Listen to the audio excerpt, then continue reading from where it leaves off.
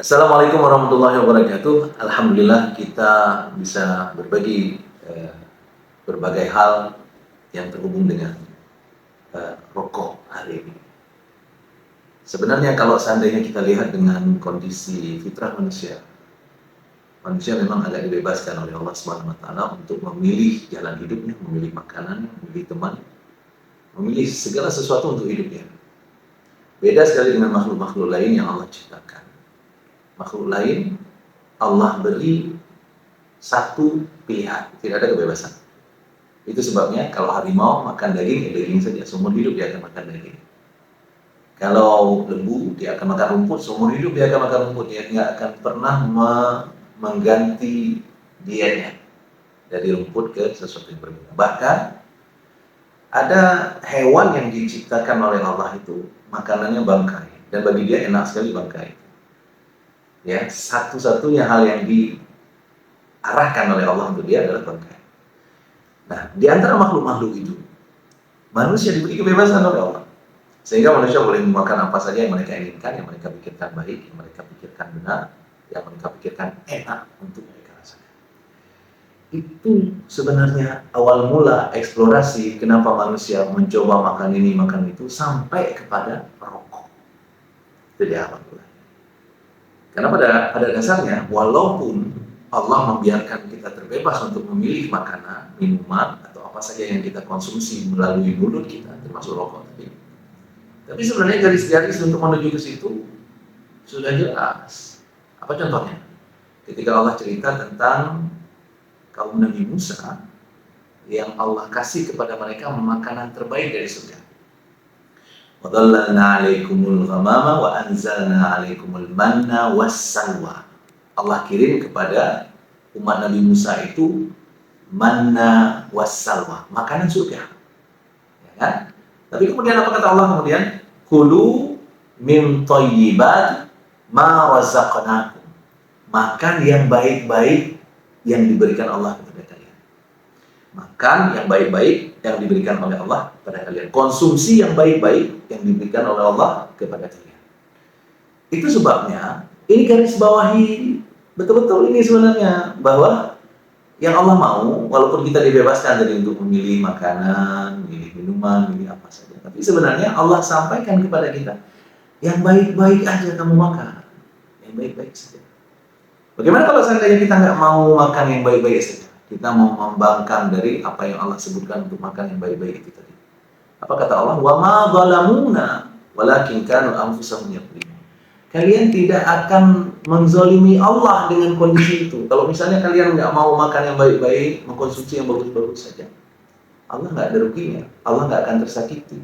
Allah tidak akan terzalimi karena kita salah memilih makanan atau rokok tadi misalnya. Ya, tapi kata Allah, wa ma zalamuna walakin kanu anfusahum yadhlimun. Allah tidak akan terzalimi karena kalian. Kalian akan menzalimi diri kalian sendirilah karena itu, karena salah pilih. Jadi rokok itu jelas. Kayaknya semua orang jelas. Bahkan produsen rokok saja mengakui. Apa yang diakui oleh produsen rokok? Bahwa rokok itu bukan salah satu yang baik. Ditulis besar-besar di kotanya. Yang nulis siapa coba? Yang memproduksi rokok itu. Ya, diproduksi tapi ditulis di situ rokok bisa membunuh, rokok bisa menyebabkan kanker, rokok bisa menyebabkan jantung, impotensi dan sebagainya, lengkap dengan foto orang yang sudah hancur-hancuran lukanya karena rokok, ya kan? Artinya dakwah orang-orang untuk menyadarkan kita semuanya bahwa rokok itu tidak baik maksimal, lengkap dengan KTR yang hari ini diberlakukan. Itu menunjukkan apa? Sesuatu yang baik nggak mungkin harus diisolasi orang-orang lakukan, ya kan? Sesuatu yang baik justru harus dinampakkan, karena itu akan mendakwahi orang untuk ikut melakukan yang baik yang demikian.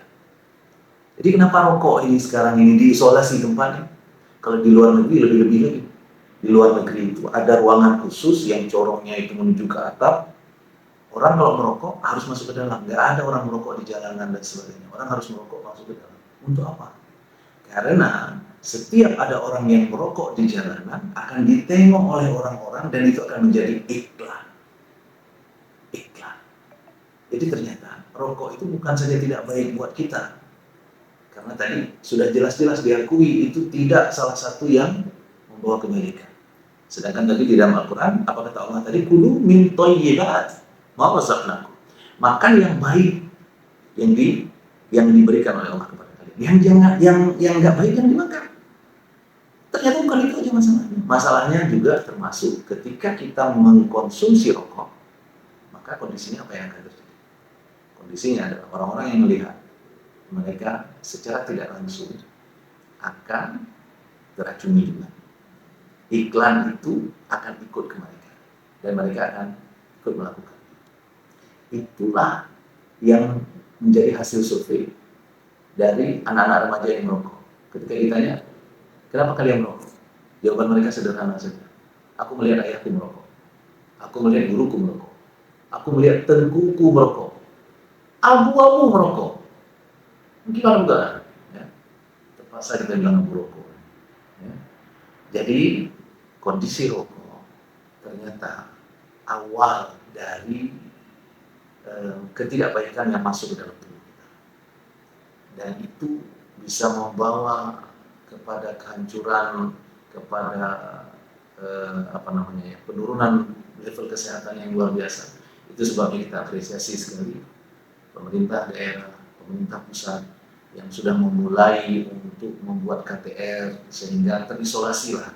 Kalaupun orang-orang merokok ini belum bisa bebas dari rokoknya, tapi minimal mereka tidak kemudian mengiklankan rokoknya kepada orang-orang berikutnya, sehingga kita bisa memutus generasi rokok ini, supaya anak-anak kita tidak mengikutinya.